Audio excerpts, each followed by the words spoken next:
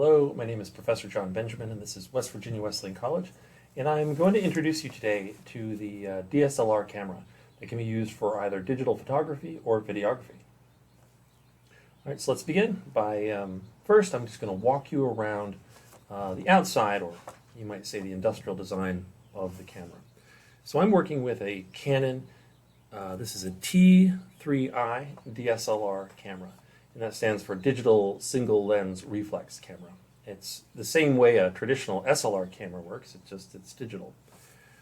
If you have a Nikon, all of the different interface and buttons that I'm going to show you today will be almost identical. They'll just be in a different location. So it's just a matter of hunting around and finding the right button that does the same thing. Okay, so let's first just kind of look around the camera. So I think we'll look at the back first of all. And now this is a TI, so it has extra features for video production, like a movable digital viewport. Here is your optical viewport, and this is why a DSLR camera is, in fact, a DSLR camera, because what you see through the lens here, or through the viewport, is what comes through the lens in the front of the camera. So to explain this a little further, I'm going to go ahead and just remove the lens. So if I can press this button here and pop it off. And so what happens with a DSLR is when you're looking through the viewfinder, here you can see through it. Light's coming through the lens and it's bouncing off this mirror that's reflecting the image that comes through the lens up into here into a prism, and then that light comes out through here. So what you're seeing is exactly what is coming through the lens. Any other camera, it's a fabrication, if you will. In the digital screen, it's a representation, but you're actually seeing the actual light that's going to hit the sensor. And that's why it's so important to use a DSLR camera above really any other type of camera. It's what you see is what you get, if you will. And so then what happens is when you take a shot, when you hit the shutter button right here, this little mirror will flip up momentarily, and the light that comes in through the lens will hit the sensor in the back and then record the image. And then you can see here on the top of your camera, this is the alignment of the sensor. So this is where the sensor is. And so that's an important measurement to know when you're trying to avoid diffraction, which we'll talk about later. All right, so to put the lens back on, you just simply match up the little white squares and then just twist and it locks in. So one of the really interesting things about a DSLR camera is the ergonomics of it. And so you'll see here, there's a grip around this area and then a grip right here. And so the idea is that you hold the camera like so, and then you can hold it firmly with one hand, and that gives this hand freedom to do coarse adjustments and fine adjustments. Now the other wonderful thing about this is you can still, grip the whole camera, leaving your thumb free to operate all of these different functions while you're shooting. So that's the real beauty of it. All right, let's kind of come around on this side of the camera and we'll look at the mic. So if it's a TI, you have a mic jack. If you just have a T3 through T8, there'll be no mic jack. And so this is really important for videography. So you can put a shotgun mic up here on the foot and then plug it in here and you'll get good sound. One really important thing to remember about a DSLR camera is the poor sound quality. It's very tinny with lots of echo. So if you want to shoot video, you'll want to use a shotgun mic or some other form of mic, like a lav mic. Now, if you don't have a TI, then you can use an external recording device and then sync it up in post-production. So in addition to your mic, you've got a remote control there as well. And then over here, this is where you can have your output cord. So there's a micro USB and then a micro HDMI to download your photos onto your computer. Here is the internal microphone on the camera, and this sets your flash. And here on your lens, you can have autofocus or manual focus. Typically, you always want to have it manual focus. Autofocus for photography is for those instances when you're sort of in a rush and you've got to capture something immediately and you don't really want to waste time making those adjustments. So that's what auto's for. But if you're learning photography and you're a professional photographer, typically you'll keep it manual. And for any videography, you always want to keep it in manual. Autofocus will create a lot of adjustments that will blur and be very distracting for your audiences. So for videography, you want to keep it in manual. And then you've got your stabilizer. This is really good for videography. For photography, I recommend turning it off. All right, let's come around to the front. And here is our lens cap. You just sort of pinch it and it pops off. And then we can leave it off, I think, for now. All right, we'll come around to this side. Nothing too much interesting on this side except for the grip. And, well, this is pretty important, is where you insert your SD card. So we'll open this little compartment, and there's your SD card. Your camera won't function without it, unless, of course, it's hooked directly to a computer. But here's the SD card, and this is where all your photos and video images will be stored. This is really a perfect card that I recommend. SanDisk is a great brand. 64 gigabytes is good for both videography and photography. And then the speed, 100 megabytes per second, is a good speed for taking multiple shots simultaneously and or shooting videography. For videography, you can certainly go larger, and you can go as low as 32, but I wouldn't go any lower than that. Anything lower, you won't be able to do any videography. All right, and then so you just pop that in there. Always make sure when you're removing and inserting the SD card that the camera is off. All right, that brings us right around to the top. I mentioned before, this is the foot. This can insert many things, typically a flash, a shotgun mic, or even a GPS. There's many devices that you can hook up to that. Over here is your rotary dial, and this is where you put it on different settings. And you can see each little icon represents different settings. For a beginner photographer, the only settings that you really want to be aware of is, one, the video camera, full auto, that's in the green there, and then manual. So for photography, you want to try to stay in manual for M, and for videography, it's obvious. You're just going to stay in the camera mode, or the video camera mode. Here is your main dial, or your main rotary dial. Here's your shutter, so this is where you take your picture. And then ISO, and a variety of other things that we'll talk about shortly. Okay, so I think the next thing we'll do is, let's go ahead and turn the camera on. I'm going to set it to manual, and then I'm going to turn it on right here. And remove the lens cap. All right, and so this is your main screen that tells you most of the information that you need to take good photography. So if you see this screen here like this, that means you can look through the viewfinder, and that's typically how you want to take your shots, because remember, that's how they actually look. But it is important to look in the viewfinder for your settings, and sometimes, if it's really the lighting is off, you might want to take a look in here. All right, so the first thing that I'll show you is how to switch that from the viewfinder to the digital viewfinder. So you just hit this little button right here. All right, just hit that, and now you have a digital viewfinder, so which you can look around. And maybe I'll put the lens cap here so we kind of have something to see. Essentially, to take a shot, you just hold down the shutter. And there you go. You just took a picture in manual. If you want to go back and see that picture, hit this little play button right here.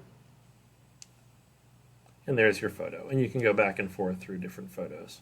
And then just hit it again to go back to your viewfinder. So the next thing I want to talk about is what's called the exposure triangle. So really the most important thing for your photos is that they're in focus, so you can see them. But really even more important than being in focus is having the right amount of light. And that's really the whole matter here. And we call this the exposure triangle because we have three settings that we can change to modify or adapt our camera to different light settings. And this is the exposure triangle. So if I go back and I hit this button again, we can see here at the very top is the exposure triangle. First we have M for manual, then right here my shutter speed is next, and it's set for 1/6 of a second. That's how long my shutter will be open for. Next is f-stop, and that refers to a diaphragm inside the camera. So essentially there's a little diaphragm that closes to let in less light and less diffraction, or opens to let in more light and more diffraction. All right, so we've got shutter speed and then f-stop, and then last we have ISO. And ISO is just really an amount of a measurement.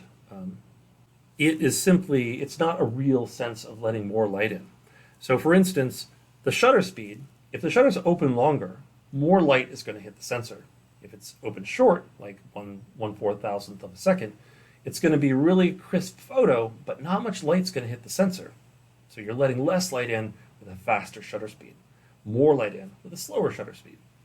We come over to f-stop. Remember, that's also referred to the aperture. This diaphragm will open, letting more light in, or close, letting less light in. Now, if you're in a really dark situation and neither of those are really sort of measuring up, you still need more light. That's when we go to the ISO, and you can change that button right here. Or, change the setting hitting this button right here. If I hit that button, you can see right now my ISO is 800. And if I hit this, I have these measurements for my ISO. You can go on auto, which I don't recommend, or you can change the lighting accordingly. So again, 100 with a low sensitivity, so that's dark, and 6400 is high sensitivity, so that's much brighter, to compensate for, let's say, a dark situation.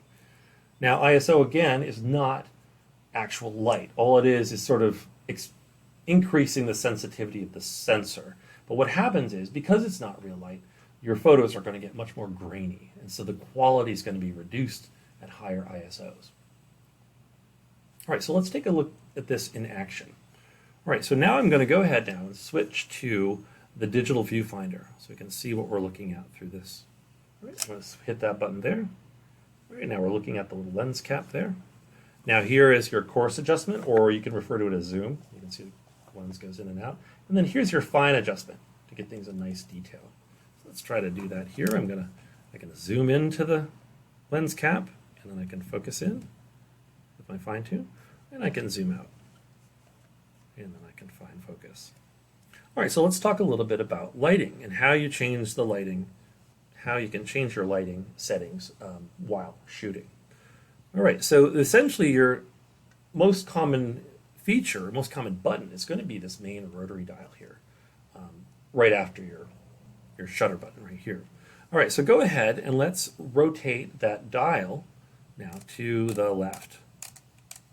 And what's happening, as you can see in my camera, the image is becoming very, very bright. So this little indicator down here, mine says 5, that's 5 seconds. So that means the shutter is going to be open for a full 5 seconds. So if I rotate it this way, it's going to get darker. And I can go to my highest level, and for this camera, is 4,000. That's 1/4000th of a second. So the shutter, which essentially works like this, it's a little, almost like blinds, like Venetian blinds, and it just sort of, 3 of them just kind of go over. They start from the top, I believe, and go down. And then just lets that light for that instant hit the sensor, which again is back here, is the measure. But you can see that with 1/4000th of a second right now, I don't have enough light. It's totally dark, so that's really totally useless. So let's go ahead and rotate that down to something a little bit more in the middle.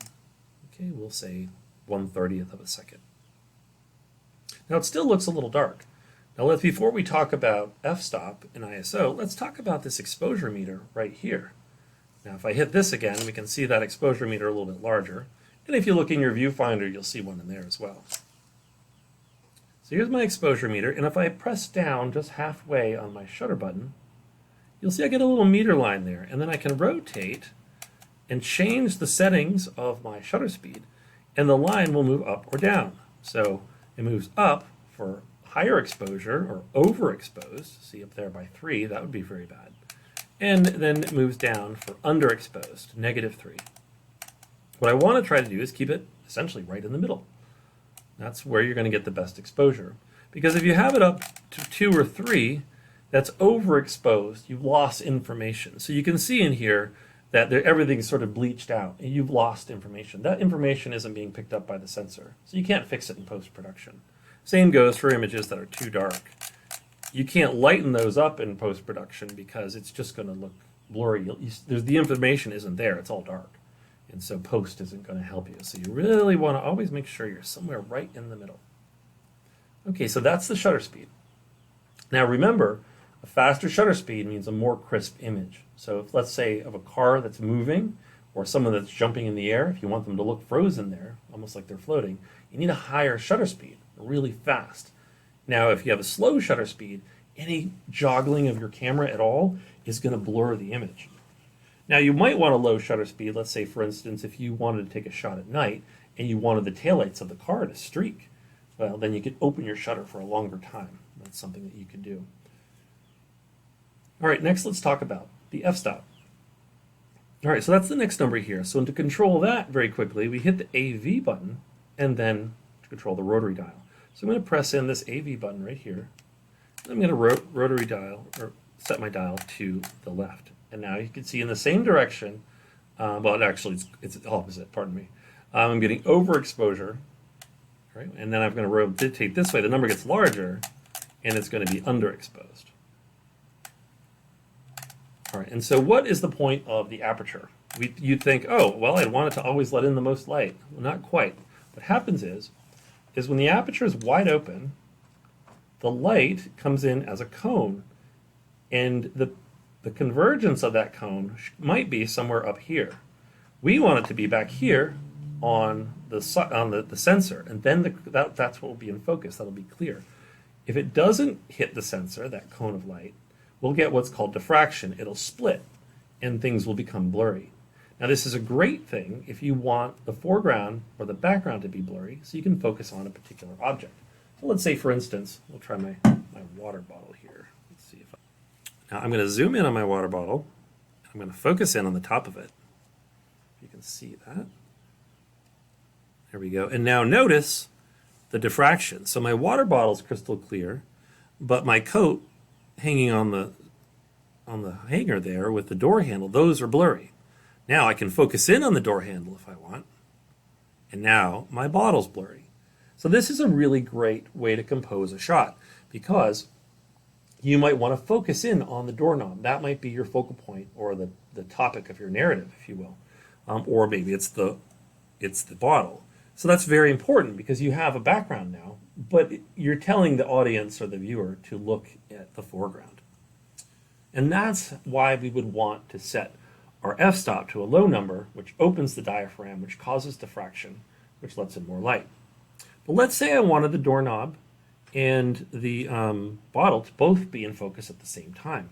Well, then I would need to change my f-stop. I would increase the number. So I'll press my AV button here. I'm going to rotate that so the number gets really large and things are getting really dark. The diaphragm's closing. So now I'm going to have to adjust my shutter speed to let in more light. So now the bottle, the foreground, and the background are in focus. And so that's why you'd want to adjust your aperture setting. So everything in the foreground and the background are crystal clear. Right, but then again, see, it's part of the exposure triangle. So as I increase my f-stop number, and by making the diaphragm smaller, I let in less light. So I had to make an adjustment with my shutter speed and my ISO to compensate for that light, because there's not a whole lot of light in here. And so that's what ISO is. It's really just a digital compensation. But remember, right now I'm at 3200. My image is going to start to get grainy. It's going to be very grainy at 6400. 3200, it's going to be very grainy. You're safe between 800 and 1600. Those are pretty safe places to stay. Okay, so that's the exposure triangle. That's how you get the best light. So then the last thing I want to talk about is white balance. So your white balance is how white the whites are. So light has temperature. It's either cool or it's warm. We want something in the middle. We want just white. We don't want a blue white or a yellow white. And so that's what white balance is. It adjusts the temperature of the light based on the light that you're in. All right, so to get to white balance, I think the easiest way when you're shooting is to hit the quick button right here. And your white balance should be the third one down right here. Mine right now is under flash, but you might see a different icon because essentially here's all the different white balance options that we have. So here's auto white balance. Auto white balance works very well, particularly for photography. I would not recommend it for videography. And as a beginning photographer, I would not recommend using auto white balance either, because you want to learn about the different light and how to adjust for it. So I'm going to hit quick again, and I'm going to hit this. And here's daylight. And so you can see daylight's cool, so the camera's compensating by warming it up. My white paper here, I want to put something in the middle there we can see. It's a little bit of a yellow shift, because the camera's trying to compensate for the cool light of outdoor sunlight. Next one is shade. Shade is on a sunny day, but you're in the shade of a tree or the side of a building. And so that's going to be even cooler. So the camera is going to try to compensate that by warming it up. So you can see here, it's really quite yellow. The next one is a cloudy day. Cloudy days are also cool, but not quite as cool as as a sunny day, and so again, only a slight compensation from the camera. Tungsten light is very warm, and so now the camera's, it's a little bit of a blue shift. It's trying to compensate for warm tungsten light. And the same for fluorescent light. It's going to compensate by adding a little bit of red to balance out the blue-green hue of fluorescent lights. Then you have your flash, and then you have a custom mode. So right now, I'm indoors with tungsten lights. It's a bit of a mix, but this is a pretty accurate. All right, so that's a pretty good white that I have there. So if I go ahead and take a look outside, if you can. All right, and then you can see it's kind of blue-green, so I'm going to go ahead and change it from tungsten light to sunny day. And you see it's going to warm it up pretty nicely there. There we go, much better. Okay, and then the last thing I want to talk about is how to shoot video, which is really all of the other things we've discussed up until this point are the same, except for now we're going to shoot consecutive images. And I should mention that in video, there isn't a mechanical shutter that opens and closes. It's more of a digital shutter. Essentially, the sensor turns on and off, if you will.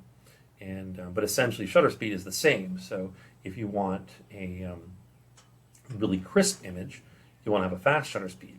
And if you want a little bit of blurring and more light, then that'll be a slow shutter speed. So all of the same principles apply.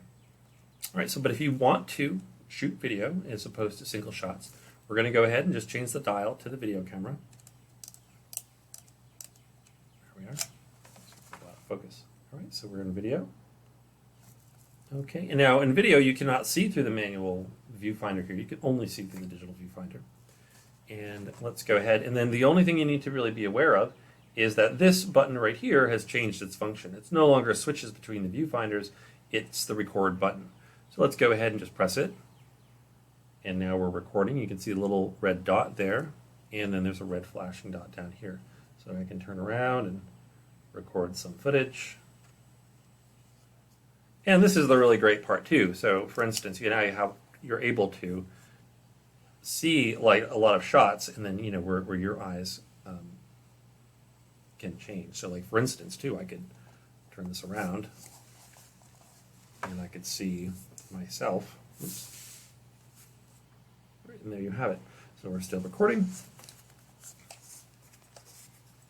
and when you're ready to stop recording that scene, you just go ahead and hit that button again. It's just a toggle, and it'll stop. And then just to play back your scene, you can just come down here again to your little play button, and then you can just hit set to play, and then you'll just have to hit set again if you want to fast forward or rewind. So you can go ahead and now we're recording. You can see a little red dot there, and then there's a red flashing dot down here. So I can turn around and record some footage. And there you have it. And that's how you record. All right, so good luck and happy shooting.